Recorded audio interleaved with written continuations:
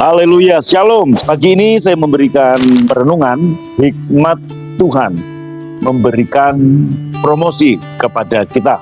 Dalam Kejadian pasal 41 ayat 39 sampai 40, kata Firaun kepada Yusuf, oleh karena Allah telah memberitahukan semuanya ini kepadamu, tidaklah ada orang yang demikian berakal budi dan bijaksana seperti kamu, Yusuf. Kamulah menjadi kuasa atas istanaku, dan kepada perintahmu seluruh rakyat Mesir akan taat. Hanya tahta inilah kelebihanku daripadamu. Saat Firaun melihat roh Allah ada pada diri Yusuf, dan bahwa tidak ada seorang pun yang lebih berakal budi dan bijaksana seperti Yusuf, Firaun menempatkan Yusuf untuk bertanggung jawab atas seluruh Mesir. Perhatikan hal ini, Yusuf mengetahui bahwa sumber hikmatnya adalah Tuhan. Firaun berkata kepada Yusuf, aku telah bermimpi sebuah mimpi, namun tidak seorang pun yang dapat mengartikannya. Dan aku telah mendengar tentang engkau yang mengatakan bahwa engkau dapat mengerti sebuah mimpi kemudian mengartikannya.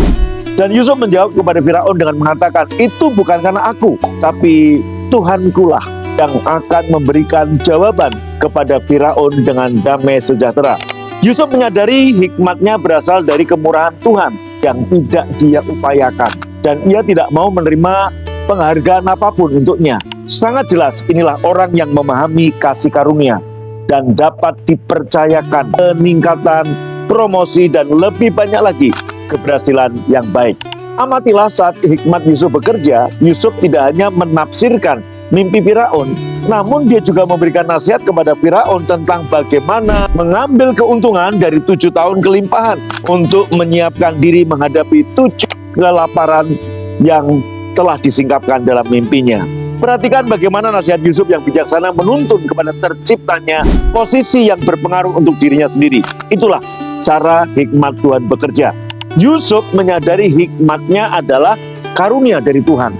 Ia tahu bahwa ia tidak berupaya untuk memperolehnya, dan bahwa hikmat itu mengalir dari kemurahan Tuhan yang tidak diupayakannya. Jalan-jalan Tuhan memang luar biasa. Lihatlah jangkauan promosi Yusuf dalam Kejadian 41. Dalam waktu kurang dari 1 jam, ia bangkit dari seorang tahanan yang sangat rendah menjadi pejabat tertinggi di Mesir, hanya di bawah Firaun.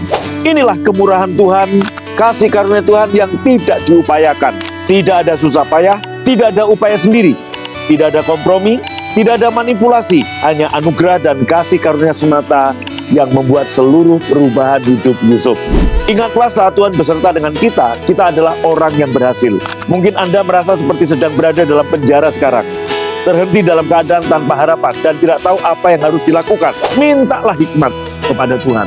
Alkitab berkata dalam Yakobus 1 ayat 5, tetapi apabila di antara kamu ada yang kekurangan hikmat, hendaklah ia memintakannya kepada Allah yang memberikan kepada semua orang dengan murah hati dan dengan tidak membangkit-bangkit.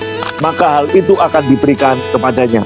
Meminta hikmat pada Tuhan berarti mengatakan, aku tidak mampu Tuhan, tetapi Engkau mampu. Aku melepaskan upayaku sendiri dan bergantung sepenuhnya pada kemurahan-Mu yang tidak kuupayakan dan pada hikmat-Mu. Saat kita menerima hikmatnya, maka kekayaan, kehormatan, dan umur panjang mengikuti kita. Berlanjutlah kepadanya sekarang juga.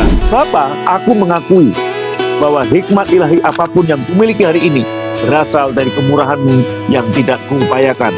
Aku berterima kasih karena jika aku membutuhkan lebih banyak hikmat, yang harus kulakukan hanya memintanya dari-Mu, dan Engkau dengan senang hati memberikannya kepadaku. Dan karena Engkau bersedia memberikan lebih banyak hikmat, aku tidak usah bersusah payah bergumul dan membuat diriku sendiri stres untuk berhasil dalam hidup.